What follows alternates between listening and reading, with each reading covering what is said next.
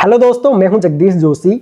हम लोगों के पास बहुत से ऐसे मैसेजेस आते हैं फ्रेशर्स के स्पेशली कि सर हम लोग अभी फाइनल ईयर में हैं और हमारे कैंपस में कंपनीज आने वाली हैं, तो हम लोग किस तरीके से इंटरव्यू की तैयारी करें। या फिर बहुत से ऐसे स्टूडेंट्स भी होते हैं जो लोग कॉलेज पास आउट कर चुके हैं और उन लोगों को अब समझ में नहीं आ रहा कि वो कैसे कंपनीज को अप्रोच करें जॉब के लिए या फिर कैसे वो लोग जॉब सर्च करें। ठीक है, क्योंकि मार्केट में आज के डेट में बहुत ज़्यादा स्कैम चल रहा है जॉब के रिलेटेड। स्पेशली आप लोगों ने देखा होगा कि आप लोगों के पास कॉल्स आती होंगी और वो बोलते होंगे कि पहले आप हमारे अकाउंट में इतना एक अमाउंट इतना डाल दो, उसके बाद हम आपकी जॉब लगा देंगे। तो ये सब जो क्वेरीज हैं स्पेशली फ्रेशर्स की, आज की इस वीडियो में हम वो सभी डाउट्स आपके क्लियर करने वाले हैं कि कैसे आप लोग जॉब की तैयारी करोगे, किस तरीके से आप लोग इंटरव्यू की तैयारी करोगे, कैसे आप लोग कंपनीज को फाइंड करोगे और कैसे आप लोग एक बढ़िया रिज्यूमे तैयार करोगे कंपनीज के लिए, ताकि आपका रिज्यूमे शॉर्टलिस्ट हो, आप लोग बढ़िया तरीके से इंटरव्यू दे पाए और आप लोग इंटरव्यू में सेलेक्ट भी हो पाए। आज मेरे साथ है मनोज जी, जो कि प्रोसेस इंजीनियर है, और ये आपको ऑन कैंपस इंटरव्यू आपको किस तरीके से उसका तैयारी करना है वो बताएंगे, क्योंकि इनका एक्सपीरियंस उस फील्ड में है। ये काफ़ी कैंपस में जाते रहते हैं अपनी कंपनी से रिलेटेड कैंपस इंटरव्यू के लिए। तो कैंपस इंटरव्यू में एक कंपनी की रिक्वायरमेंट क्या होती है कैंडिडेट से, वो ये आपको बताएंगे। और ऑफ कैंपस इंटरव्यू की तैयारी कैसे आप लोग करोगे, या फिर अगर आप लोगों का कॉलेज से प्लेसमेंट नहीं होता है तो आप लोग किस तरीके से कंपनीज को अप्रोच करोगे, वो मैं आपको बताऊंगा। तो सबसे पहले मनोज जी से इंट्रोडक्शन से शुरू करते हैं। तो मनोज जी, एक बार आप अपना इंट्रोडक्शन दे दीजिए please. Well, so thank you Jagdish ji, आपने मुझे लर्न ट्रिपली प्लेटफॉर्म पे बुलाया, उसके लिए थैंक यू वेरी मच। तो जैसे कि जगदीश जी ने आपको बताया कि मेरा नाम मनोज चंद्र जोशी है और मैं प्रोसेस इंजीनियर हूँ। तो यहाँ पे मैं आपको बताऊंगा ऑन कैंपस इंटरव्यू के बारे में कि ऑन कैंपस इंटरव्यू के लिए किस तरीके से आपको प्रिपरेशन करनी चाहिए जब आप अपने प्री फाइनल ईयर में हैं या फाइनल ईयर में हैं। ठीक है, उसका क्या प्रोसीजर होता है उसके बारे में मैं आपको बताऊंगा। रेज्यूमे बिल्डिंग के बारे में मैं आपको बताऊंगा। ठीक है, फिर आपकी टेक्निकल स्किल्स और सॉफ्ट स्किल्स के बारे में भी यहाँ पे मैं आपको बताऊंगा। तो मैंने कैंपस इंटरव्यू भी क्रैक किया है, प्लस अभी मैं रिसेंटली बहुत टाइम ऐसा हुआ है कि हम कॉलेज गए हैं जहाँ पे हमने बच्चों का इंटरव्यू लिया है, टेक्निकल इंटरव्यूज़ लिए हैं। तो उसका भी जो हमारे पास एक्सपीरियंस है, मेरे पास जो एक्सपीरियंस है कि किस तरीके से हम इंटरव्यूज़ लेते हैं, क्या हमारी एक्सपेक्टेशन रहती है एक फ्रेशर से, उसके बारे में इस वीडियो में हम डिस्कस करेंगे। तो मनोज जी, सबसे पहले तो आप ये बता दीजिए कि ये ऑन कैंपस इंटरव्यू क्या होता है। तो देखिए, ऑन कैंपस इंटरव्यू का मतलब ये है जब कोई कंपनी, ठीक है, आपके कॉलेज में आती है, उसको हम कहते हैं ऑन कैंपस। ठीक है, तो मान के चलिए कोई एक कंपनी है, फॉर एग्जांपल आपका एशियन पेंट, ठीक है, या मित्सुबिशी, वो अगर आपके कॉलेज में आ रही है इंटरव्यू के लिए, चाहे आप वो एज अ डीटी आपको हायर करना चाहती है या एज अ जीटी आपको हायर करना चाहती है, तो हम बोलेंगे कि ये ऑन कैंपस इंटरव्यू है। कभी कभी हम ये भी बोलते हैं कि ये ज्वाइंट कैंपस इंटरव्यू, मतलब दो कॉलेज हैं, दो कॉलेज के जो बच्चे हैं एक साथ आएंगे और अपना इंटरव्यू देंगे किसी एक कॉलेज में, तो ज्वाइंट कैंपस भी हम उसको बोलते हैं और ऑन कैंपस भी बोलते हैं। अच्छा, तो ये जो ऑन कैंपस इंटरव्यूज जो होते हैं, कंपनीज कैंपस में आती हैं और वो कैंडिडेट्स का इंटरव्यू लेती हैं और उसके बाद उनको हायर कर लेती हैं।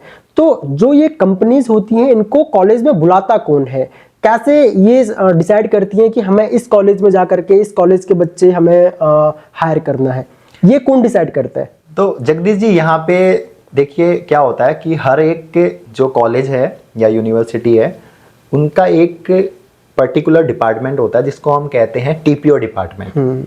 ये आपके लिए इंडस्ट्री में अप्रोच करता है और जो इंडस्ट्री में जो जितनी भी इंडस्ट्री हैं, जो आपके फील्ड से रिलेटेड इंडस्ट्री है, उनको अप्रोच किया जाता है कि आप हमारे कैंपस में आइए और इंटरव्यूज लीजिए। प्लस जो इंडस्ट्री होती है, उनके जो एचआर होते हैं, वो भी यही सेम चीज करते हैं कि जो अच्छे कॉलेजेस होते हैं ना, वहां पे जाते हैं, वहां पे इंटरव्यू कंडक्ट करते हैं। तो ये जो तरीका है या फिर जो ये प्रोसीजर है हायरिंग का, ये दोनों तरफ से होता है। जो आपका टीपीओ सेल है कॉलेज का, वो भी अप्रोच करता है कंपनीज को और कंपनीज भी अप्रोच करती हैं टीपीओ सेल को। इसीलिए हर एक क्लास में आप देखोगे कि हम एक पीआर बनाते हैं। Placement representative. तो वो इसीलिए बनाया जाता है कि वो जो आपके टीपीओ हैं उनसे अलाइन रहेंगे, उनके कांटेक्ट में रहेंगे, और आपका मान के चलिए मैं एज अ केमिकल इंजीनियर हूं या आप as a mechanical engineer, electrical engineer है, तो आपकी क्लास में एक पीआर को सिलेक्ट किया जाएगा, एक या दो पीआर सिलेक्ट किए जाएंगे, और वो टीपीओ जो होते हैं उनके कांटेक्ट में रहेंगे। तो वहां पे जो भी आपकी जो कंपनीज हैं उनको अप्रोच किया जाएगा, या फिर आपको बोला जाएगा कि कंपनी सर्च कीजिए, कौन कौन सी कंपनीज आपके डोमेन की हैं उनको सर्च कीजिए, और उनको फिर अप्रोच किया जाता है। और कभी कभी कंपनीज भी अप्रोच करती हैं इंटरव्यूज के लिए। जगदीश जी, मतलब कि पीआर या सीआर भी बोलते हैं कुछ कंपनीज में, जैसे स्कूलों में क्लास मॉनिटर होते हैं, सेम इसी तरीके से कॉलेज में पीआर और सीआर होते हैं जिनका ये काम होता है। ठीक है, अच्छा हम लोग अब मान लेते हैं कि कोई कंपनी है वो हमारे कैंपस में आने वाली है, नोटिस बोर्ड पे जो है वो नोटिस लग चुका है कि ये कंपनी इस ब्रांच के लिए इतने स्टूडेंट्स लेने के लिए जो है वो आ रही है। तो एज अ स्टूडेंट अब मेरी आगे क्या तैयारी होनी चाहिए, मैं कैसे उस कैंपस इंटरव्यू की तैयारी करूं? तो जगदीश जी यहाँ पे क्या है कि जैसे कि आपके नोटिस बोर्ड में आपको पता चल गया कि कोई XYZ कंपनी आने वाली है, वहां पे नोटिस बोर्ड में आपको ये पता चल जाएगा कि कंपनी का क्या एलिजिबिलिटी क्राइटेरिया है। मतलब कि बहुत सारे टाइम ऐसा होता है कि कंपनी एक सर्टन परसेंटेज मांगती है कि 60% या उससे ज़्यादा होनी चाहिए।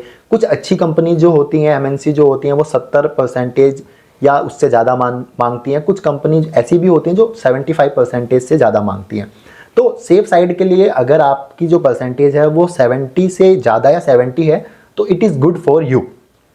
ठीक है, तो दूसरी चीज़ आपको पता चल गया कि कोई XYZ कंपनी आने वाली है। अब आप उस क्राइटेरिया में फॉल भी करते हो, राइट? तो क्या होगा कि जो CR है या PR है या जो मॉनिटर है वो एक लिस्ट प्रिपेयर करता है जो एलिजिबल कैंडिडेट होते हैं। ठीक है, और उसके बेस पे वो TPO को देता है, राइट?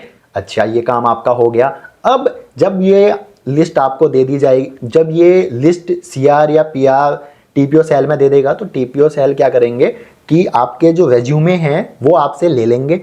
लेने के बाद वो रेज्यूमे आपके जितने भी आपके बच्चे हैं सबके रेज्यूमे, कभी कभी ऐसा होता है कि इंटरनली पहले शॉर्टलिस्ट किया जाता है रेज्यूमे को, क्योंकि कंपनी की ये डिमांड होती है कि हमें 10 बच्चे चाहिए, उन 10 बच्चों को हम आपके बेस्ट 10 बच्चे चाहिए और उसमें से हम 2 बच्चे लेंगे।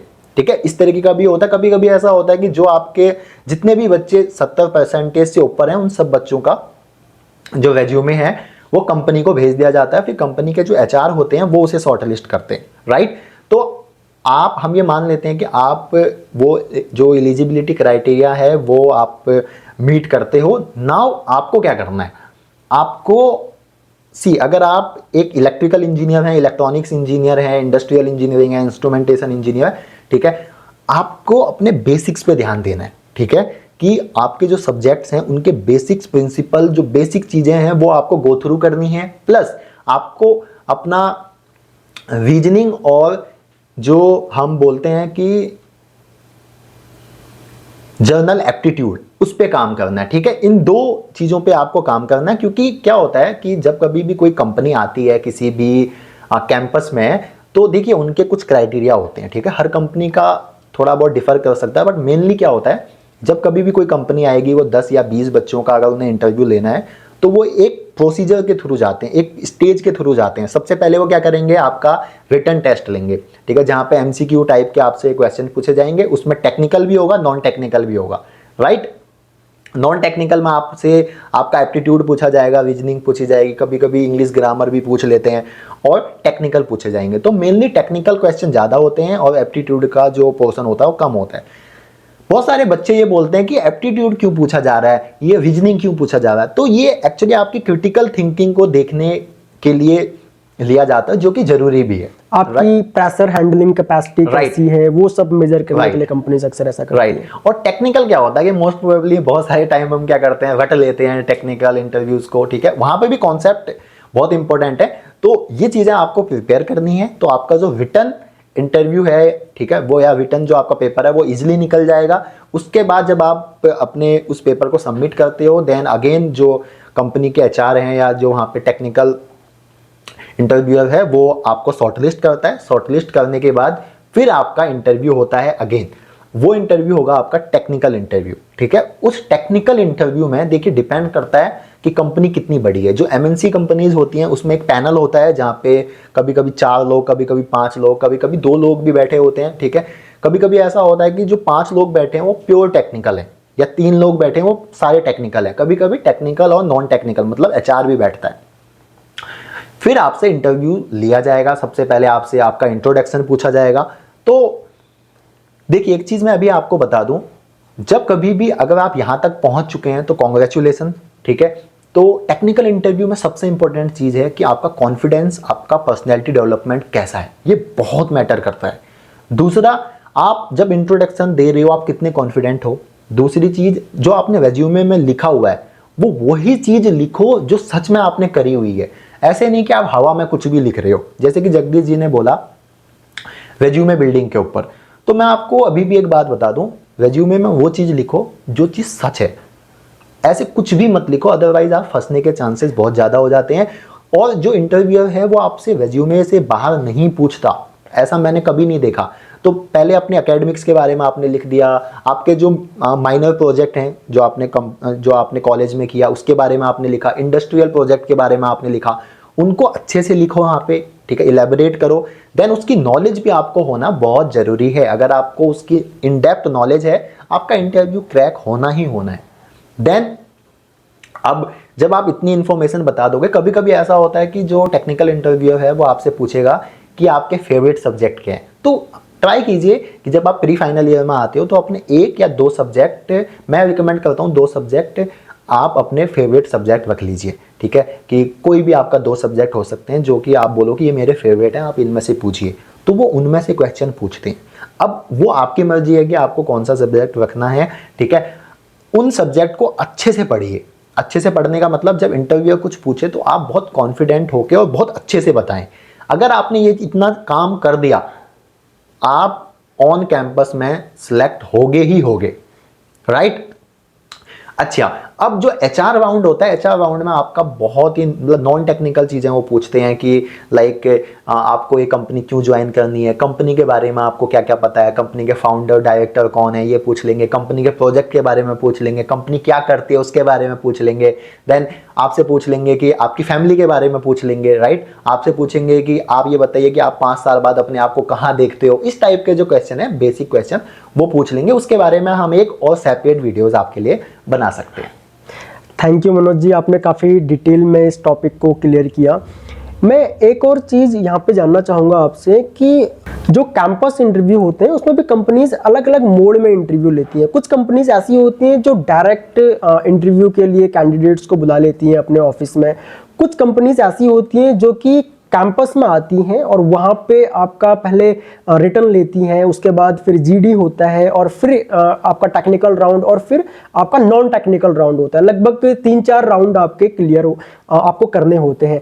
कुछ कंपनीज ऐसी होती हैं जो कि आपका रिटर्न टेस्ट लेती हैं, उसके बाद डायरेक्ट शॉर्टलिस्ट कर लेती हैं स्टूडेंट्स को एंड उसके बाद डायरेक्ट वो आपको अपने ऑफिस बुला लेती हैं इंटरव्यू के लिए। तो मोड ऑफ इंटरव्यू, जो कैंपस इंटरव्यू भी जो होते हैं, तो उनमें मोड ऑफ इंटरव्यू कौन कौन से होते हैं वो आप प्लीज एक बार थोड़ा सा बता दीजिए। तो जगदीश जी, इसमें सबसे पहले क्या होता है कि आपका रिटर्न टेस्ट लिया जाता है, ठीक है। जैसे कि मैंने आपको पहले भी बताया कि कंपनी टू कंपनी डिफर करता है। आपका रिटर्न टेस्ट होगा। रिटर्न टेस्ट होने के बाद ग्रुप डिस्कशन होता है, ठीक है। जीडी जो मैंने आपको पहले नहीं बताया, तो जीडी भी होता है। जीडी होने के बाद जीडी में क्या होता है कि आपके ग्रुप बनाए जाएंगे। मान के चलिए अगर 20 बच्चे रिटर्न टेस्ट क्लियर किया तो आपका क्या करेंगे कि 4-4 बच्चों का ग्रुप बना देंगे और वहां पे भी जीडी होगा। अब इस जीडी के लिए आपकी जो इंग्लिश है या इंग्लिश स्पीकिंग जो आपकी स्किल्स है वो अच्छी होनी चाहिए। आपकी जो कोर कम्युनिकेशन स्किल्स है वो अच्छी होनी चाहिए।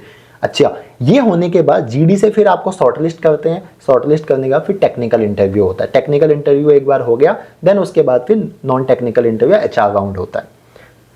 तो इस तरीके का मेनली ये प्रोसीजर होते हैं। तो कंपनी टू कंपनी ये हल्का फुल्का वेरी हो सकता है, बट जो जीडी है ये मैं आपको पहले बताना भूल गया था, ठीक है। पर जीडी भी एक बहुत इंपॉर्टेंट पार्ट है ऑन कैंपस इंटरव्यू में, जो कि बहुत ज़्यादा मतलब इंपॉर्टेंट रोल प्ले करता है सिलेक्शन में। ये कंपनी टू कंपनी भी डिपेंड करता है। कुछ कंपनीज जीडी को स्किप करती हैं, कुछ कंपनीज रिटर्न के बाद डायरेक्ट इंटरव्यू के लिए बुला लेती हैं, Right. कुछ कंपनीज रिटर्न और जीडी दोनों ही नहीं करती हैं, वो डायरेक्ट इंटरव्यू के लिए बुला लेती हैं। फिर वो शायद ये भी मैटर करता है, आप लोग तो कैंपस में जाते हो तो आपको ज़्यादा आइडिया होगा कि जब कंपनीज कैंपस में जाती हैं तो हमको कितने स्टूडेंट्स हायर करने हैं, ये उस चीज़ के ऊपर भी डिपेंड करता है, और सामने रिटर्न में कितने स्टूडेंट जो है वो पास हुए हैं रिटर्न में, वो उसके ऊपर भी डिपेंड करता है कि आगे हमें जीडी में जाना है या फिर डायरेक्ट रिटर्न के बाद सीधा इंटरव्यू लेना है। ये शायद इस चीज़ के ऊपर भी डिपेंड करता होगा। यस, ये इस चीज़ पे बिल्कुल डिपेंड करता है। दूसरी चीज़ देखिए, एक चीज़ मैं आपको बता दूं, जब इंटरव्यू लेता है इंटरव्यूअर, तो देखिए मेनली क्या होता है ना, जो भी फ्रेशर को हम हायर करते हैं ना, उसको फिर हमें सिखाना होता है। ऐसा नहीं है कि आप कितना भी एक्सीलेंट बच्चा ले लीजिए, हाँ भाई, बस उसके सीखने की जो स्किल्स है, ठीक है, या मैं एक तरीके से बोलूँ जो क्षमता है वो कम या ज़्यादा हो सकती है स्टूडेंट टू स्टूडेंट, बट सिखाना पड़ता ही पड़ता है। इसीलिए मैंने आपको बोला कि आपकी टेक्निकल स्किल्स और नॉन टेक्निकल स्किल्स दोनों ही अच्छी होनी चाहिए। और इसीलिए मैंने पहले भी बोला था कि जब आप इंटरव्यू देने जा रहे हो तो कितने कॉन्फिडेंट आप हो, ये चीज़ें बहुत ज़्यादा मैटर करती हैं, राइट। तो ये एक तरीका है। अभी कितने बच्चे लेने हैं, उनमें से अगर मान के चलिए अगर बहुत सारे बच्चे रिटर्न में क्लियर कर गए तो फिर वो आपका क्या कर देंगे, एक लेयर ऐड कर देंगे जीडी की। अगर कम बच्चे हैं तो जीडी को स्किप करके सीधे इंटरव्यू के लिए बुला लेते हैं। तो इस तरीके से चलता है, वो तो कोई दिक्कत नहीं है। बट मेनली जो एमएनसी कंपनीज है उसमें जीडी होता है। ठीक है, तो आपने जीडी में एक लाइन बोली थी कि आपका इंग्लिश स्पीकिंग स्किल जो है वो आपका बढ़िया होना चाहिए। तो बहुत से स्टूडेंट्स ऐसे होते हैं जिनका इंग्लिश स्पीकिंग जो है वो बहुत अच्छा नहीं होता है, ठीक है, और बहुत से स्टूडेंट इंटरव्यू में सिर्फ इसी बात से उनको डर लग रहा होता है कि मेरी इंग्लिश स्पीकिंग स्किल्स जो है वो बहुत अच्छी नहीं है, बट उनका टेक्निकल बहुत अच्छा होता है। टेक्निकल आप उनसे कुछ भी पूछ लीजिए, उनके बेसिक सारे क्लियर हैं, टेक्निकल बैकग्राउंड उनका बहुत स्ट्रांग है, बट वो इंटरव्यू में इंग्लिश स्पीकिंग जो एक लैंग्वेज है, लैंग्वेज उनका क्लियर ना होने की वजह से, या लैंग्वेज में वो उस लैंग्वेज पर्टिकुलर लैंग्वेज में वो बहुत अच्छे नहीं है, जिसकी वजह से उनका कॉन्फिडेंस लेवल बहुत ज़्यादा लो हो जाता है। तो ऐसे स्टूडेंट्स के लिए आप थोड़ा सा ये क्लियर कर दीजिए कि क्या जिनका इंग्लिश स्पीकिंग उतना अच्छा नहीं है, क्या वो इंटरव्यू क्रैक कर सकते हैं या नहीं, उन लोगों के लिए कितनी अपॉर्चुनिटी है, या फिर क्या हर कंपनी को ऐसा कैंडिडेट चाहिए होता है जिसकी इंग्लिश स्पीकिंग बहुत अच्छी हो। तो देखिए जगदीश जी, यहाँ पे क्या है कि इंग्लिश जो है ना वो एक हेल्पिंग लैंग्वेज की तरह इंडिया में यूज होती है, ठीक है। तो अगर आप देखोगे, अगर मैं ये बोलूँ कि आपको इंग्लिश स्पीकिंग आपको आनी चाहिए, तो मैं मेरी तरफ से अगर मैं बोलूँ तो हाँ आनी चाहिए। बट अगर नहीं आती तो ये एक क्या बैरियर है, या इसकी वजह से आपका कैंपस प्लेसमेंट नहीं होगा, तो ऐसा नहीं है। देखिए कंपनी टू कंपनी ये डिफर करता है। कुछ अच्छी कंपनियां जो होती हैं, एमएनसी कंपनी होती हैं, वो बोलती हैं कि नहीं, जो हमारा मोड ऑफ इंटरव्यू रहेगा वो इंग्लिश रहेगा, तो उस केस में आप कुछ कर नहीं सकते, राइट। बट बहुत सारी ऐसी कंपनी होती हैं जो आपके स्किल्स उनको मैटर करते हैं कि यार इसके टेक्निकल स्किल्स हैं कैसी, इसकी कम्युनिकेशन स्किल्स कैसी है।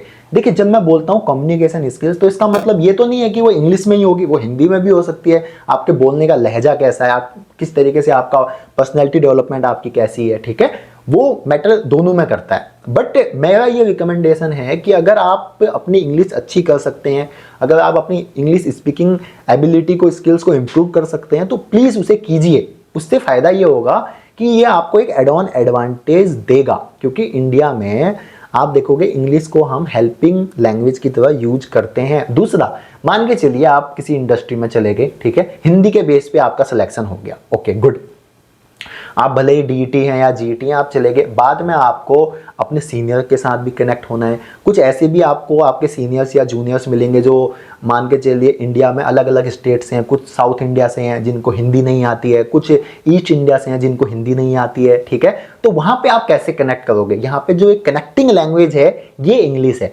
दूसरी इंटरनेशनल लैंग्वेज है, तो आप मान के चलिए कभी अपने वेंडर से कॉन्टैक्ट कर रहे हो, क्लाइंट से कॉन्टैक्ट कर रहे हो जो कि आउट ऑफ इंडिया के हैं, तब भी आपको इंग्लिश हेल्प करेगी। तो इंग्लिश सीखना एक अच्छी चीज़ है, एक हॉबी आप में ऐड करेगी, एक स्किल्स ऐड करेगी, ठीक है। बट अगर ये नहीं आती, इसकी वजह से आपका कैंपस प्लेसमेंट ना हो, ऐसा जरूरी नहीं है।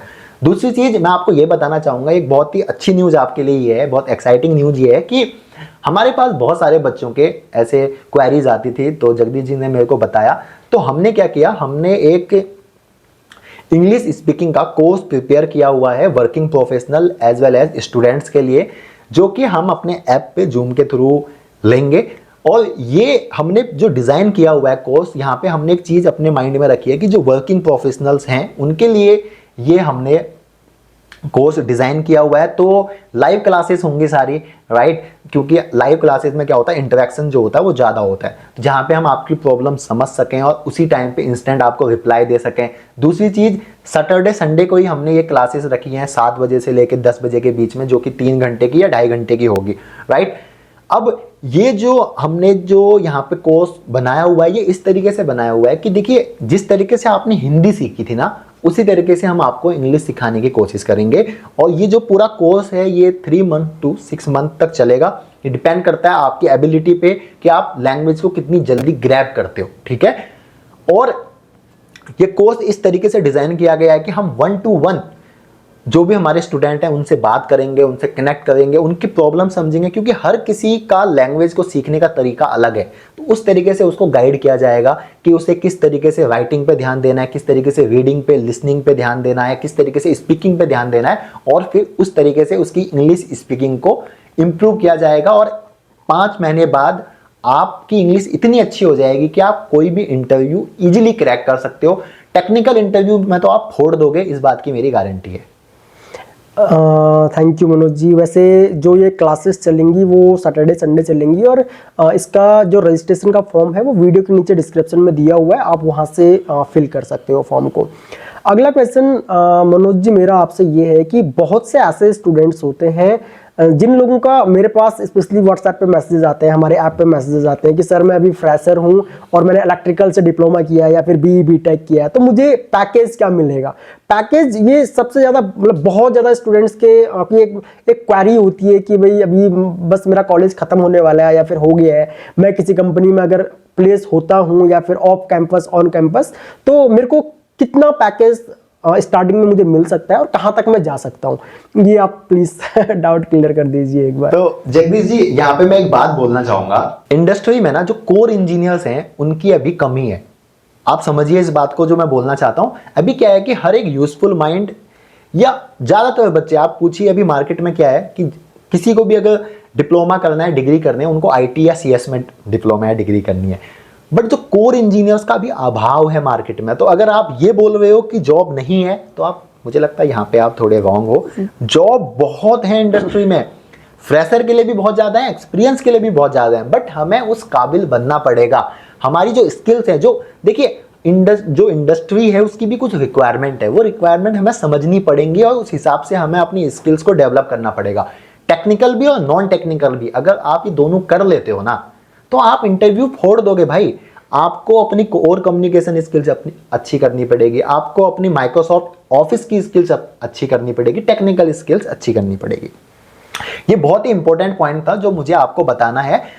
देखिए, कोर इंजीनियर्स की बहुत कमी है अभी मार्केट में, क्योंकि आप देखोगे, ये आपने न्यूज़ भी पढ़ी होगी कि जो डिग्री के बाद या डिप्लोमा के बाद जो इंजीनियर्स या जो ग्रेजुएट जो डिप्लोमा होल्डर निकलते हैं, उनमें से बहुत सारे 75% ऐसे होते हैं जो इंडस्ट्री के लायक ही नहीं होते, जॉब करने के लायक नहीं होते हैं। तो हमें उन 75% को रिड्यूस करना है, हमें वो 0% करना है। ये हमारा लक्ष्य है, ये लर्न ट्रिपल ई का लक्ष्य है, ठीक है।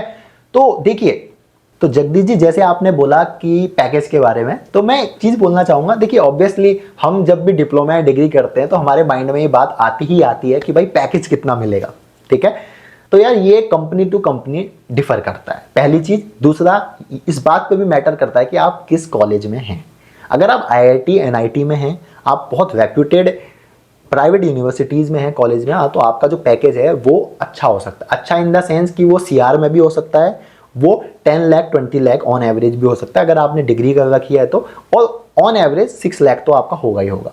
जब हम डिप्लोमा की बात करते हैं तो डिप्लोमा में ऑन एवरेज 2.6 लाख से, ऑन एवरेज 2.6 है, और इससे ज़्यादा भी हो सकता है। कुछ कंपनी 4 भी देती हैं, कुछ कंपनी 6 भी देती हैं। तो it depends on campus to campus, it depends campus to campus as well as company to company, ठीक है।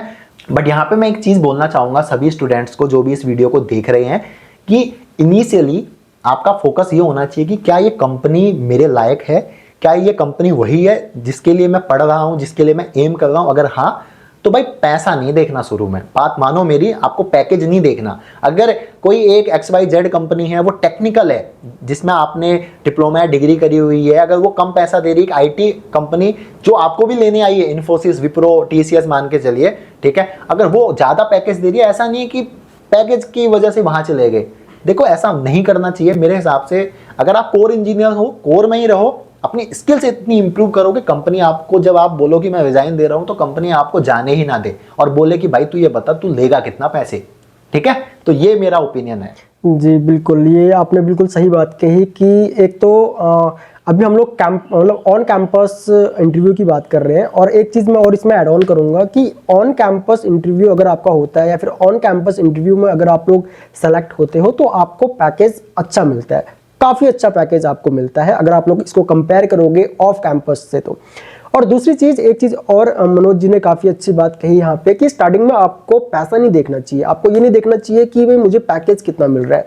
कई बार ऐसा होता है कि एक कंपनी है, जो कंपनी आपको बहुत अच्छा पैकेज ऑफर कर रही है, लेकिन उस कंपनी में जब आप लोग आज से 5 साल बाद या 10 साल बाद अगर वहाँ से अगर आप मान लो उस कंपनी से क्विट करते हो और दूसरी कंपनी अगर आप ज्वाइन करते हो, तो आपका वो एक्सपीरियंस बहुत ज़्यादा काउंट होता नहीं है, या फिर वो आपका एक्सपीरियंस आपको दूसरी कंपनी में बहुत ज़्यादा हेल्प नहीं करता है।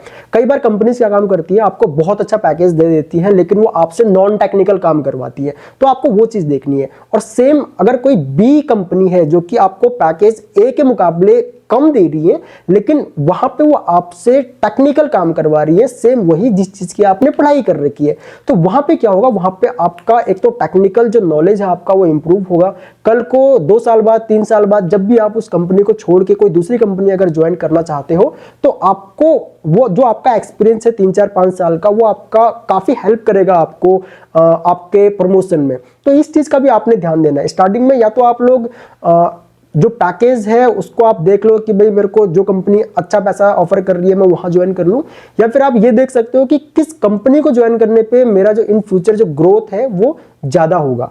वो चीज भी मैटर करती है, इस चीज का आपको ध्यान देना चाहिए। दूसरी चीज, मैंने ऐसे भी बच्चे देखे हैं, अपने कलीग्स भी देखे हैं, और बच्चे भी बहुत सारे ऐसे बच्चे देखे हैं जो नॉन टेक्निकल कंपनी में चले जाते हैं बिकॉज ऑफ हाई पैकेज, और बाद में वो बोर हो जाते हैं, उनकी मेंटल हेल्थ की बैंड बज जाती है, फिर वो बोलते हैं कि मुझे टेक्निकल में आना है, सर प्लीज कहीं इंटरव्यू करवा दीजिए। तो इस चीज का आपको ध्यान रखना चाहिए, आपकी प्रायोरिटीज क्या है, आपका जो एम है वो क्या है, वो चीज आपको ध्यान रखना चाहिए।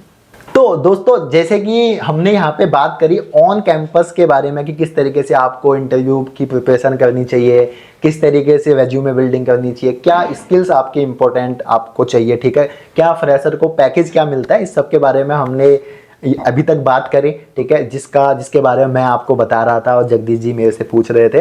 अब कुछ क्वेश्चन जो मेरे हैं जगदीश जी को, क्योंकि उन्होंने ऑफ कैंपस का उनको बहुत ज़्यादा आइडिया है, ठीक है, और जैसे कि आप देखते होंगे कि जगदीश जी आपको ऑफ कैंपस का उनको आइडिया तो है ही, प्लस लर्न ट्रिपल ई में कितना यूजफुल कंटेंट वो आपको देते हैं, ठीक है। तो मुझे ऑफ कैंपस से रिलेटेड उनसे जो मेरे क्वेरीज हैं वो पूछना है कि किस तरीके से कोई बच्चा, कोई फ्रेशर ऑफ कैंपस में कैसे सिलेक्ट हो सकता है। देखिए, अगर आपका ऑन कैंपस नहीं हुआ तो आपको हताश नहीं होना चाहिए, आपको ऑफ कैंपस के लिए ट्राई करना चाहिए, ठीक है। और उसके लिए एक सबसे इंपॉर्टेंट जो प्रोफाइल है, आपको लिंक्डइन पे बिल्कुल अपनी प्रोफाइल बनानी चाहिए। अब मैं जगदीश जी से पूछता हूं कि जगदीश जी ये बताइए सबसे पहले कि ऑफ कैंपस के लिए कहाँ और कैसे, क्या कहते हैं, अप्रोच करना है, इसके लिए बताइए। देखिए, होता क्या है ना कि जब स्टूडेंट्स ऑन कैंपस इंटरव्यू देते हैं तो ऐसा नहीं है कि अगर एक क्लास में 60-70 बच्चे हैं या फिर 80-90-100 तक भी बच्चे होते हैं, तो ऐसा नहीं है कंपनी उन 100 के 100 बच्चों को हायर कर लेगी, ऐसा नहीं होने वाला है। कंपनी ज़्यादातर मैक्स टू मैक्स जो प्लेसमेंट होता है गवर्नमेंट कॉलेजेस की मैं बात कर रहा हूँ, वो 10 to 15 स्टूडेंट्स का ही हो पाता है, और बाकी के जो बच्चे रह जाते हैं 60-65-70 बच्चे, अब वो कहाँ जाएंगे, वो ऑफ कैंपस इंटरव्यू के लिए तैयारी करते हैं। अब ऑफ कैंपस में दिक्कत क्या आती है, देखो मैं कुछ पॉइंट बाय पॉइंट यहाँ पे आपको बताऊंगा। सबसे पहली चीज तो जब आप कॉलेज में रहते हो ना, जब आपका सेकंड या थर्ड ईयर रहता है, उस टाइम पे जो आपके सीनियर्स होते हैं, जो प्लेस हो चुके होते हैं, ठीक है, कुछ सीनियर आपके ऐसे भी होंगे, जब आप फाइनल में आओगे तो आपके कुछ सीनियर ऐसे भी होंगे जो ऑलरेडी या तो ऑन कैंपस प्लेस हो चुके होंगे या फिर ऑफ कैंपस प्लेस हो चुके होंगे। तो आपको अपने सीनियर्स के साथ में टच में रहना चाहिए। अगर आप अपने सीनियर के साथ में टच में रहोगे तो उसमें उससे क्या होगा कि ऑफ कैंपस अगर किसी कंपनी में वैकेंसी निकलती है तो आपके सीनियर आपको इन्फॉर्म कर पाएंगे। कनेक्शन बिल्डिंग, बिल्कुल, आप अपने सीनियर के साथ में कनेक्ट करोगे, अपने सीनियर से बोलोगे कि सर अगर कहीं वैकेंसी होती है या आपकी कंपनी में अगर वैकेंसी है तो आप बताओ। क्योंकि देखो होता क्या है ना कि अगर मैं इंडस्ट्री में अभी हूं तो मुझे सिर्फ अपनी कंपनी का ही नहीं पता होगा, मुझे जो मेरे सर्कल में जो बाकी कंपनीज है वहां का भी मेरे को पता रहेगा कि किस कंपनी में अभी वैकेंसी चल रही है, किस कंपनी में अभी फ्रेशर्स के लिए वैकेंसी चल रही है, किस कंपनी में अभी एक्सपीरियंस होल्डर के लिए वैकेंसी चल रही है। कभी कभी एचआर भी बोलते हैं कि यार अपने जैसा ही आप इतने मेहनती हो, अपने जैसे ही कुछ जूनियर्स को हमें दे दो, या सीनियर भी बोलते हैं कभी। बिल्कुल बिल्कुल। तो एक तो तरीका ये है कि आपको अपने सीनियर के टच में रहना है। दूसरी चीज, जब आप लोग पास आउट हो चुके होते हो तो काफी प्रेशर होता है, खुद का भी प्रेशर होता है कि भाई मुझे जॉब सर्च करना है, फैमिली का भी प्रेशर रहता है, और हमारे आसपास हमारे रिश्तेदारों का सबसे ज्यादा प्रेशर रहता है कि भाई अभी तक मतलब बच्चा पास आउट हो चुका है बट कहीं जॉब नहीं लगी। तो वो चीज़ मैटर करती है, बहुत ज़्यादा प्रेशर रहता है, वो मैं झेल चुका हूँ और मैं समझ सकता हूँ इन सब चीज़ों को। तो यहाँ पे देखो दूसरी चीज़ क्या है कि आपको, जैसे कि मनोज जी ने बताया, आपको लिंक्डइन पे अपना प्रोफाइल बनाना चाहिए, और आपको naukri.com हो गया, इसी तरीके से और भी काफ़ी वेबसाइट है, वहाँ पे आपको अपना प्रोफाइल बनाना चाहिए। और एक चीज़ ये सेकंड पॉइंट है। थर्ड पॉइंट रिज्यूमे आता है कि जो फ्रेशर्स है, अब आप मान के चलिए कि आपकी क्लास में 10 से 15 बच्चे प्लेस हो चुके हैं, अब बच्चे बाकी के लगभग 70 या 75 बच्चे मान के चलो बच गए हैं।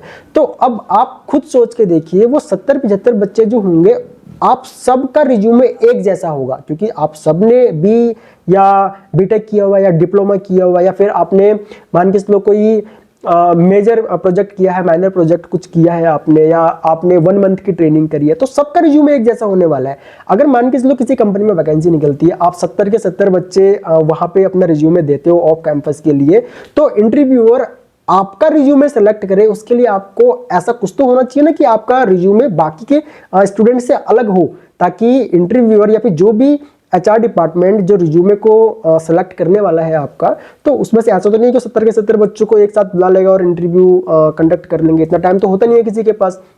तो आपको अपना रिज्यूमे बाकी के स्टूडेंट्स से अलग बनाना है। अब अलग आप किस तरीके से बना सकते हो, आप कुछ एक्स्ट्रा कोर्स कर सकते हो, आप ऑटोकैड इलेक्ट्रिकल सीख सकते हो, आप मतलब अपनी ब्रांच से रिलेटेड। ऑटोकैड इलेक्ट्रिकल तो देखो ऐसा कोर्स है, आपके जो टीचर है, टीचर भी आपको रिकमेंड करते होंगे, जो 1 मंथ का ट्रेनिंग का जो पीरियड होता है हमारे कॉलेजेस में, तो टीचर बोलते हैं कि आप ऑटोकैड इलेक्ट्रिकल सीख लो। वो इसीलिए बोला जाता है ऑटोकैड इलेक्ट्रिकल, चाहे आप लोग डिजाइनिंग के सेक्टर में जाओ चाहे आप ना जाओ, ऑटोकैड इलेक्ट्रिकल हर एक ट्रिपल ई बैकग्राउंड के स्टूडेंट के लिए मस्ट होता है। वो इसलिए होता है क्योंकि ऑटोकैड इलेक्ट्रिकल सीखने से आपका जो स्कीमेटिक यानी कि इलेक्ट्रिकल ड्राइंग रीड करने का जो स्किल है वो डेवलप होता है आपको। अगर आप नहीं सीख के जाते हो इंडस्ट्री में तो आपको वही चीज सीखने में 2 से 3 साल लग जाएंगे इंडस्ट्री में। अगर आप पहले से सीख लेते हो तो आपको ये चीजें काफी हेल्प करेंगी। आप पीएलसी प्रोग्रामिंग सीख सकते हो, आप आरएलसी सीख सकते हो, स्काडा सीख सकते हो। अब ये चीजें जब आप लोग अपने रिज्यूमे में मेंशन करते हो ना, तो इंटरव्यूअर जो या फिर जो भी रिज्यूमे सेलेक्ट करता है आपका, तो आपका रिज्यूमे अलग वहां पे दिखाई देता है। ठीक है, तो आपका रिज्यूमे, वो आप सबसे पहला काम देखो क्या होता है, जब आप किसी कंपनी में आपका रिज्यूमे ही आपको प्रेजेंट करता है कि आपका जो नॉलेज है वो कितना आपके अंदर नॉलेज है और आप किस टाइप के इंसान हो, वो आपका रिज्यूमे ही जो भी इंटरव्यूअर है या फिर जो भी रिज्यूमे सेलेक्ट कर रहा है वो बताता है। तो आपका रिज्यूमे आपने अच्छी तरीके से डिजाइन करना चाहिए। और एक चीज और मनोज जी ने कही थी कि आपको रिज्यूमे में सिर्फ वही चीजें मेंशन करनी है जो जिस चीज का आपको नॉलेज हो। ठीक है, बहुत से ऐसे स्टूडेंट्स होते हैं, हम लोगों के पास काफ़ी मैसेजेस आते हैं, सर हम ये कोर्स ज्वाइन कर लेते हैं ऑटोकैड इलेक्ट्रिकल या पीएलसी प्रोग्रामिंग का, हम कोर्स तो ज्वाइन कर लेते हैं लेकिन हमें इंस्टेंट सर्टिफिकेट चाहिए, अब हमें सर्टिफिकेट दे दो ताकि हम अपने रिज्यूमे में उसको मेंशन कर दें। तो हम ऐसे बच्चों को हम कोर्स देते ही नहीं है, हम मना कर देते हैं कि आप एक काम कीजिए, मत ज्वाइन करो, हम सर्टिफिकेट सेल करने के लिए यहाँ पे नहीं बैठे हुए हैं। देखो उसका रीजन है, अगर आप रिज्यूमे में ये मेंशन कर देते हो कि आपने ये कोर्सेज करे हैं, या फिर आप अगर ये सोच के बैठे हो कि भाई मेरा तो सिर्फ एक ही पेज का रिज्यूमे है, मुझे 2-3 पेज का रिज्यूमे बनाना है ताकि मेरा रिज्यूमे अलग दिखे बाकी के कैंडिडेट से, तो ये चीज सही नहीं है। अगर आप मान के चलो बहुत सारे कोर्सेज आप अपने रिज्यूमे में मेंशन कर देते हो, आपका रिज्यूमे मान के चलो सेलेक्ट भी हो जाता है, तो इंटरव्यूअर आपसे जो आपने रिज्यूमे में टॉपिक डाले हैं ना, उन्हीं टॉपिक में से क्वेश्चन करने वाला है। तो जब आपको उन टॉपिक्स या फिर जो भी कोर्सेज आपने मेंशन किए हैं रिज्यूमे में, अगर आपको उनका नॉलेज ही नहीं होगा तो आप कैसे प्लेस होगे? इंटरव्यू तक पहुंच जाओगे माना मैंने, बट प्लेस तो नहीं हो पाओगे। तो आपको अपने रिज्यूमे में वही चीज मेंशन करनी है जिस चीज का आपको नॉलेज हो, ठीक है। तो एक चीज और है, फ्रेशर्स के लिए इंडस्ट्री में काफी स्कैम जो है वो चलता है, ठीक है।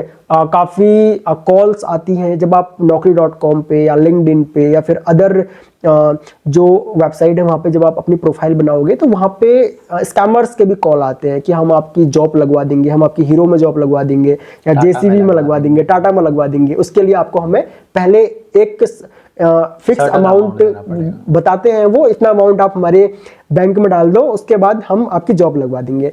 तो एक चीज का आपने हमेशा ध्यान रखना है, फ्रेशर्स को स्पेशली मैं बता रहा हूँ ये चीज, कि जो ऑर्गेनाइजेशन आपसे पैसा लेके आपकी जॉब लगाने के लिए बोल रही है ना, वो फ्रॉड है। जॉब लगाने के लिए कैंडिडेट से पैसा कोई भी ऑर्गेनाइजेशन नहीं लेती है।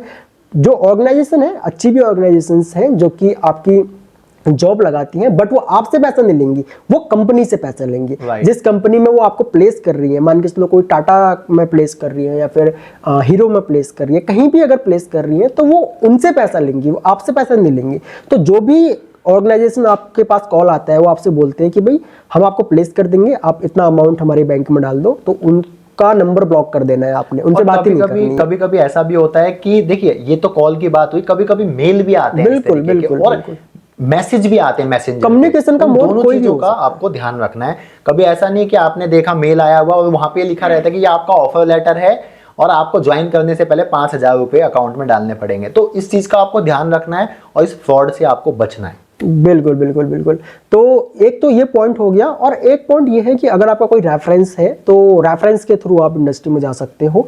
और ऑफ कैंपस इंटरव्यू में रेफरेंस बहुत ज़्यादा चलता है, ठीक है। मान के चलो मेरी कंपनी में कोई वैकेंसी निकली है और सीधी सी बात है मेरे डिपार्टमेंट में वैकेंसी निकली है, तो मुझे उसका नॉलेज होगा। तो मेरी कोशिश ये रहेगी कि जो मेरा कोई भाई है या फिर मेरा कोई रिश्तेदार है तो मैं उसको सबसे पहले प्लेस करूं। तो रेफरेंस बहुत ज़्यादा चलता है। अगर आपका रेफरेंस है इंडस्ट्री में, किसी से भी रेफरेंस हो, आपका कोई रिलेटिव हो सकता है, फ्रेंड हो सकता है, जैसे कि मैंने आपको बताया कि आपको अपने सीनियर के टच में रहना चाहिए, तो वो भी आपको हेल्प करता है। रेफरेंस अगर है तो वो आप बिल्ड कीजिए, अपने सीनियर्स के टच में रहिए, और जो ऑनलाइन पोर्टल है जॉब के, वहां पे आपको रजिस्टर करना चाहिए। वहां से भी जो अच्छी कंपनीज है वो अप्रोच करती हैं आपको, या फिर जो अच्छी ऑर्गेनाइजेशन है जो जॉब लगवाने वाली, वो भी अप्रोच करती हैं आपको। और यहाँ पे आप कंसल्ट, कभी कभी ऐसा भी होता है कि कंसल्टेंसी भी आपकी हेल्प करती है। कुछ फ्री कंसल्टेंसी होती हैं, वो पैसा लेती हैं कंपनी से, और कुछ पेड भी होती हैं, बट अगर वो ऑथेंटिकेट है तो आप उनके थ्रू भी जा सकते हो, नो प्रॉब्लम। बिल्कुल। तो ऑल राइट जगदीश जी, अब मेरा नेक्स्ट क्वेश्चन ये है कि ऑफ कैंपस जो आपके इंटरव्यूज होते हैं उनका पैटर्न क्या रहता है? क्या उनका पैटर्न भी सेम होता है जैसे ऑन कैंपस इंटरव्यूज होते हैं, या उनका कुछ पैटर्न या जो राउंड्स होते हैं वो अलग होते हैं? देखिए क्या होता है ना कि ऑन कैंपस इंटरव्यू जो होते हैं, जैसे कि आपने बताया कि अगर आप ऑन कैंपस इंटरव्यू लेने के लिए जब जाते हो तो आपको पता होता है कि इस क्लास में 70 to 80 स्टूडेंट्स हैं, उसमें से भी आप 60% मार्क्स या 70% मार्क्स के अकॉर्डिंग आप फिल्टर कर सकते हो स्टूडेंट्स को। अगर हम लोग बात करें ऑफ कैंपस इंटरव्यू की, तो ऑफ कैंपस इंटरव्यू में मैक्सिमम केसेस में क्या होता है कि कंपनीज क्या काम करती हैं, सबसे पहले तो रिज्यूमे आपका मेल करवा लेती है, या फिर जो मैंने आपको बताया था कुछ ऑर्गेनाइजेशन होती हैं जो कि कंपनीज के थ्रू रिज्यूमे सॉर्ट आउट करती हैं, शॉर्टलिस्ट करती हैं। तो आपका रिज्यूमे ही आपको जो है वो प्रेजेंट करता है। तो आपको रिज्यूमे अपना बहुत अच्छा बना के रखना है अगर आप फ्रेशर हो तो, ताकि जो सिर्फ ऐसा तो नहीं है कि जितने आपके क्लास में जो बच्चे थे जो प्लेस नहीं हो पाए सिर्फ वही इंटरव्यू देने के लिए जा रहे हैं उस कंपनी में, बाकी के कॉलेजेस के भी स्टूडेंट होंगे। तो आपको अपना रिज्यूमे जो है वो बढ़िया तरीके से बनाना है, ताकि जो ऑर्गेनाइजेशन है या फिर जो भी जो फिल्टर कर रहे हैं जो आपके रिज्यूमे को, उसमें आपका रिज्यूमे सेलेक्ट हो पाए। एक तरीका ये होता है। दूसरा, अगर कंपनी कोई थर्ड पार्टी ऑर्गेनाइजेशन को हायर नहीं कर रही है, डायरेक्ट खुद ही सारा काम कर रही है, तो उस केस में कंपनी कई बार रिटर्न टेस्ट भी लेती है, कई बार रिटर्न के बाद डायरेक्ट इंटरव्यू हो जाता है, कई बार रिटर्न के बाद जीडी के लिए भी वो बुलाते हैं और जीडी होने के बाद फिर इंटरव्यू लेते हैं। और कई बार ऐसा भी होता है कि कंपनीज मान के चलो 2 वैकेंसी हैं और कैंडिडेट सिर्फ 10 कैंडिडेट अगर आए हैं तो कंपनी का काम करती है डायरेक्ट रिज्यूमे लेती है और सीधा इंटरव्यू ले लेती है और उसके बाद जो भी उनको 1-2 कैंडिडेट लेने होते हैं वो कैंडिडेट वो सेलेक्ट कर लेती है। ऑल राइट जगदीश जी, बहुत अच्छी इन्फॉर्मेशन आपने दी यहाँ पे। अभी मेरा एक आपसे एक बहुत ही इंपॉर्टेंट क्वेश्चन है, ठीक है, और मुझे लगता है कि सिर्फ मेरा ही नहीं, जो यहाँ पे जितने भी स्टूडेंट्स देख रहे हैं उन सबका ये क्वेश्चन होगा कि ऑफ कैंपस इंटरव्यू क्रैक करने का रामबाण क्या है। आपके एक्सपीरियंस से आपको क्या लगता है कि भाई ऐसा क्या कर दें कि जो ऑफ कैंपस इंटरव्यू में जाएं और वो क्रैक हो जाए, ऐसा कुछ रामबाण बताइए हमारे बच्चों को। देखिए, जो मेरा एक्सपीरियंस है इंटरव्यू देने और लेने का, मैं अपने एक्सपीरियंस से आपको बताता हूँ कि जब टेक्निकल राउंड जो होता है ना, हम लोग स्पेशली जब टेक्निकल राउंड ही लेते हैं तो टेक्निकल राउंड का ही मैं आपको बताता हूँ, क्योंकि टेक्निकल राउंड ही मेन होता है। अगर आप टेक्निकल राउंड क्लियर कर लेते हो तो नॉन टेक्निकल राउंड जो एचआर राउंड होता है वहाँ पे बहुत ज़्यादा कुछ ऐसा होता नहीं है कि आपको मतलब उसकी तैयारी करनी हो, ठीक है। थोड़ा सा आप कंपनी के बारे में रीड करेंगे और बेसिक चीज़ें जो है वो वहाँ पे एचआर राउंड में लेनी होती हैं। तो टेक्निकल राउंड में देखो क्या होता है कि कोई भी इंटरव्यूअर जब आपसे कुछ भी चीज़ अगर स्टार्ट जब करता है वो, तो आपके स्पेशली मतलब इंट्रोडक्शन से स्टार्ट करता है कि आपका अपना नाम बताइए या अपने बारे में कुछ बताइए, यहाँ से स्टार्ट होता है। और उसके बाद इंटरव्यूअर आपके रिज्यूमे में जो चीज़ें आपने लिखी होंगी ना, वहाँ से वो क्वेश्चंस उठाता है।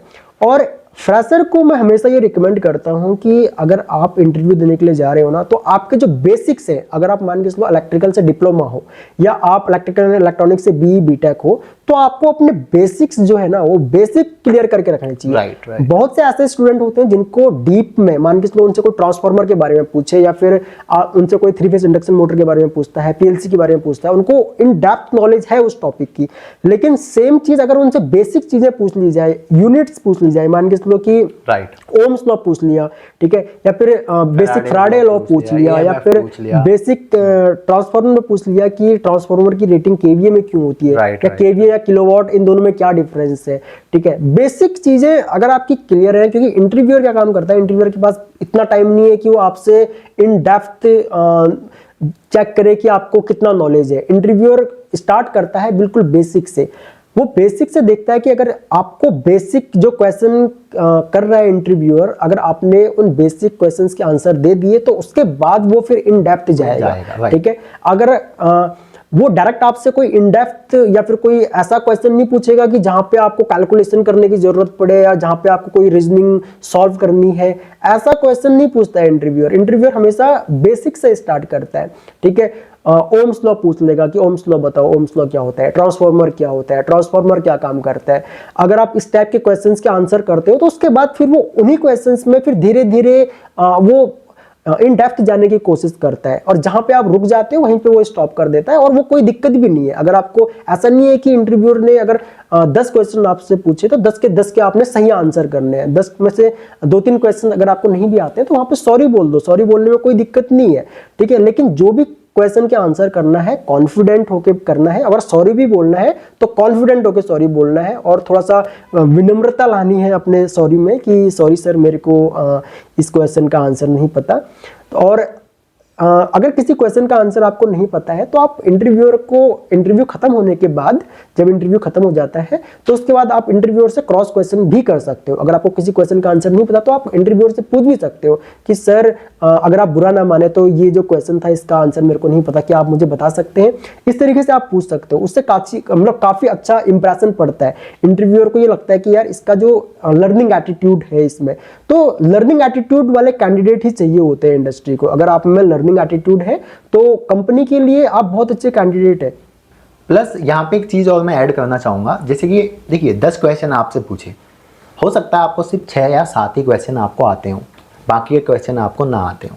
तो आपको क्या करना है, जब आप सॉरी बोल रहे हो, जैसे कि जगदीश जी ने बोला कि आपको वो भी कॉन्फिडेंट के साथ बोलना है, ये बात बिल्कुल सही है। प्लस आप ये भी बोल सकते हो कि सर सॉरी, ये क्वेश्चन मेरे को नहीं पता या मेरे को सही से नहीं पता, मैं इसके बारे में पढ़ूंगा फिर आपको बताऊंगा। या फिर बाद में आप उनसे भी पूछ सकते हो। कभी कभी ऐसा होता है कि वो बोलते हैं कि नहीं आप ही पढ़ना, तो पहले ही आप इस चीज को पॉजिटिव तरीके से बता दो कि सर अभी तो नहीं पता, बट घर जाके मैं डेफिनेटली इस टॉपिक को पढ़ने वाला हूँ, या ये जो क्वेश्चन है इसको पढ़ने वाला हूँ। तो उसको लगता है कि यार ये बंदा कितना पॉजिटिव है। तो जगदीश जी, यहाँ पे मैं एक अपना एक्सपीरियंस शेयर करना चाहूँगा। तो जैसे जब मैं कॉलेज से पास आउट हुआ था, तो मैं ऑलरेडी मेरा कैंपस प्लेसमेंट हो गया था, मैं कहीं पे जॉब कर रहा था। उसके बाद एक मेरे को कॉल आता है इंटरव्यू के लिए, तो टेलीफोनिक इंटरव्यू था। तो अपना टेक्निकल इंटरव्यू हो गया, तो वहीं पे टेक्निकल इंटरव्यूअर जो था उसने मुझसे एक क्वेश्चन पूछा कि what if we do not hire you. तो मैंने उन्हें जो रिप्लाई दिया वो इतना पॉजिटिव रिप्लाई था कि मेरे को उन्होंने उसके बाद हायर ही कर लिया। और मैंने उनसे ये बोला कि सर आप अगर मुझे हायर नहीं करते हैं तो सबसे पहले मैं ये सोचूंगा कि आपने मुझे हायर क्यों नहीं किया, और उन पॉइंट्स को मैं, वो भी जितने भी जो पॉइंट्स हैं उन सबको मैं दोबारा से बिल्ड करूंगा, सीखूंगा, और अगेन मैं बाउंस बैक करूंगा और अगेन इंटरव्यू क्रैक करके अगली बार आपके ऑर्गेनाइजेशन में आने की कोशिश करूंगा। तो वो मेरे इस एटीट्यूड से बहुत ज़्यादा खुश हुए थे। ठीक है, तो ये चीज़ मैं आपको बताना चाहता हूँ कि बी पॉजिटिव, बी ऑप्टिमिस्टिक। जी मनोज, ये सही बात कही आपने। पॉजिटिव अगर आप इंटरव्यूअर को ये दिखाते हो ना कि आप पॉजिटिव हो, आपका लर्निंग एटीट्यूड है, तो वो काफ़ी हेल्प करता है आपको प्लेस होने में।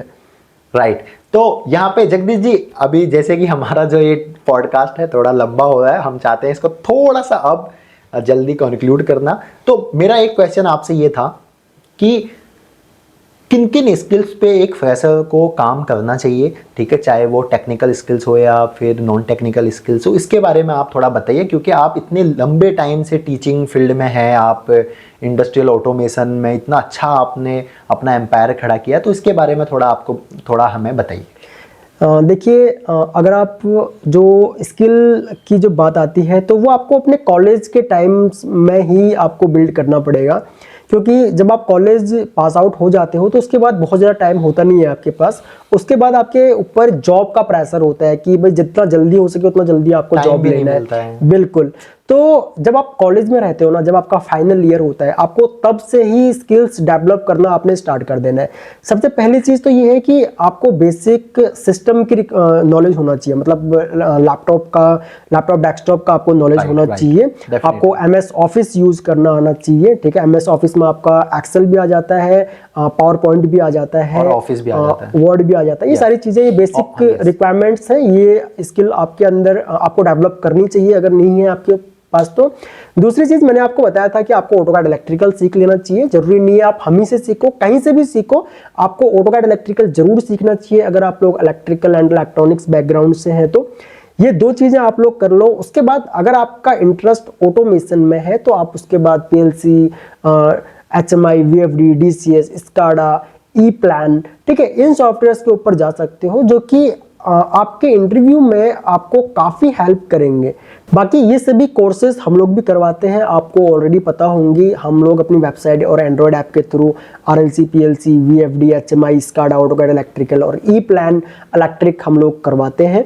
तो जरूरी नहीं है आप लोग हम ही से ये कोर्सेज करो, आप कहीं से भी करो। मेन चीज है हमें अपना स्किल डेवलप करना है। अब वो मैटर नहीं करता कि आप कहाँ से डेवलप कर रहे हो। आपको अपने नियर बाय कहीं ऑफलाइन क्लासेस ज्वाइन करनी है, आप ऑफलाइन क्लासेस ज्वाइन कर सकते हो। ऑनलाइन करनी है, आप ऑनलाइन कर सकते हो। जिसका भी टीचिंग का मेथड आपको अच्छा लगता है आप वहां से क्लासेस ज्वाइन कर सकते हो और अपना स्किल डेवलप कर सकते हो। यस, बहुत ही सही बोला यहाँ पे जगदीश जी ने। अगर मैं बात करूं यहाँ पे टेक्निकल स्किल्स के बारे में, जैसे कि उन्होंने बताया कि आपको MS ऑफिस की अच्छी नॉलेज होनी चाहिए। देखिए, इंडस्ट्री में माइक्रोसॉफ्ट एक्सेल एक ऐसा सॉफ्टवेयर है या एक ऐसा एप्लीकेशन है जो वाइडली यूज होता है, हर एक इंडस्ट्री में यूज होता ही होता है। तो अगर आप स्टूडेंट हो तो मोस्ट प्रोबेबली हो सकता है आपने माइक्रोसॉफ्ट एक्सेल को कभी यूज ही ना किया हो। अगर नहीं किया तो करना स्टार्ट कर दो, सीखना स्टार्ट कर दो, बहुत बहुत जरूरी है। इसका हमने कोर्स भी बनाया हुआ है, वो भी आप चेकआउट कर सकते हो, या फिर आप यूट्यूब पे भी देख सकते हो, बहुत सारे फ्री कोर्सेज इसके हैं। दूसरा, आपको सॉफ्ट स्किल्स पे भी काम करना पड़ेगा।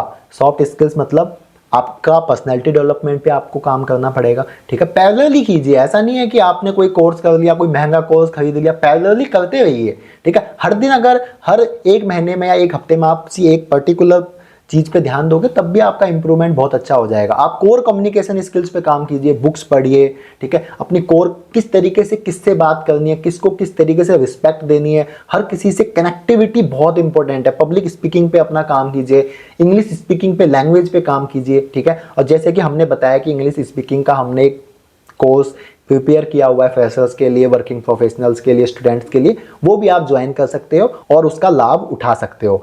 तो सॉफ्ट स्किल्स पे काम कीजिए, टेक्निकल स्किल्स जैसे कि जगदीश जी ने बताया उस पे काम कीजिए, और आप देखोगे कि आप बहुत ही एक साउंड, टेक्निकली साउंड क्या कहते हैं, इंजीनियर या फिर डिप्लोमा होल्डर बन के निकलोगे। बिल्कुल। तो बहुत सारे ऐसे कैंडिडेट हमें मिलते हैं, हमारे पास मैसेजेस आते हैं, बोलते हैं कि सर मार्केट में जॉब ही नहीं है या हमारी जॉब ही नहीं लग पा रही है।